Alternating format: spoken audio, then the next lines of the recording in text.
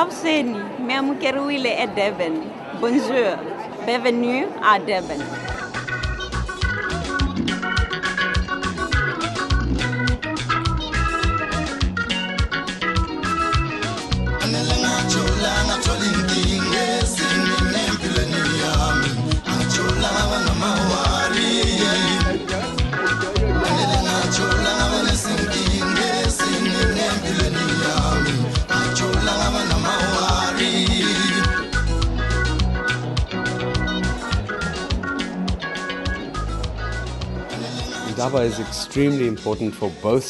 Indaba est un salon extrêmement important, à la fois pour le tourisme sud-africain, mais aussi pour le tourisme de l'Afrique en général, car c'est un exercice très difficile de concentrer au même endroit tous les acteurs du tourisme.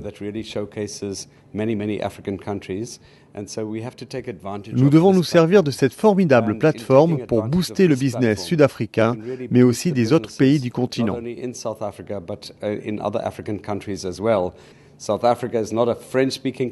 L'Afrique du Sud n'est pas un pays francophone, mais il offre une expérience incroyable.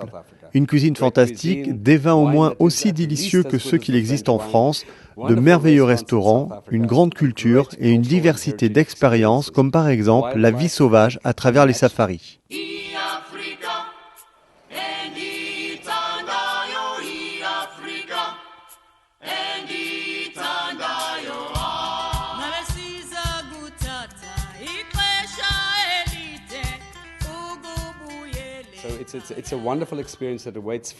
Ce que nous voulons faire et que nous sommes en train d'organiser, c'est former davantage de guides à parler français pour entrer en contact avec les touristes, car on sait beaucoup que les Français qui viennent ici ne parlent pas très bien anglais et nous voulons leur offrir un accueil plus chaleureux. Or, on sait que c'est beaucoup plus facile quand les guides parlent votre langue.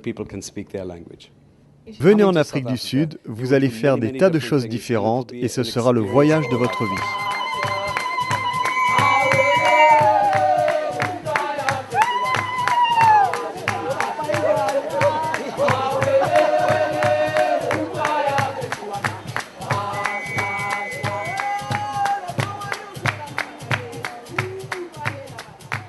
On va toujours voir le Cap, la route Jardin, les parcs, les réserves du Nord, Victoria Falls.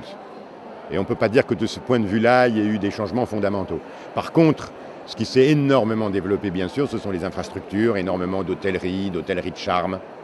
Donc énormément de très beaux produits, mais finalement centrés autour des mêmes centres d'intérêt qu'il y a 20 ans. Je dirais que l'écotourisme a été un peu avant la lettre en Afrique du Sud.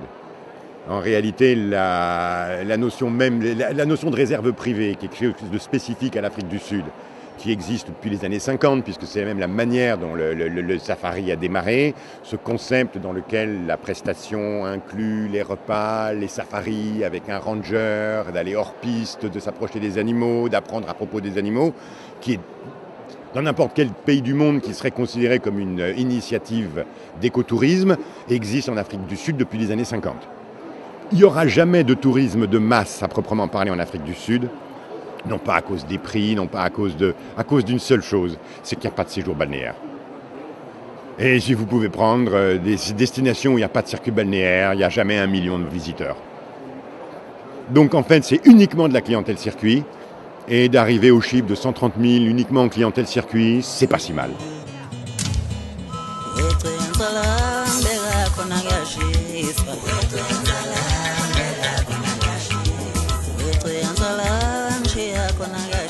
C'est une destination qui a le vent en poupe, qui est en plein développement, qui est abordable et qui a une offre absolument extraordinaire en termes d'hébergement. Et puis c'est une destination multiple. Le slogan d'avant c'était le monde en un seul pays. C'est-à-dire qu'on peut à la fois faire un safari, découvrir des vignobles, aller dans les montagnes de Drakensberg, c'est assez complet. Et puis il y a aussi des destinations proches qui sont assez magnifiques comme le Namibie, le Botswana bien sûr et les chutes Victoria. Voilà. Donc ça se marie très bien. On essaie de communiquer avec l'information zéro décalage horaire. C'est un pays où il n'y a pas de sauf quand on change bien sûr à l'heure en France. 365 jours de soleil, c'est ce qu'on dit. Ça veut dire même en plein hiver sud-africain qui est au mois d'août, vous ne loupez jamais le soleil.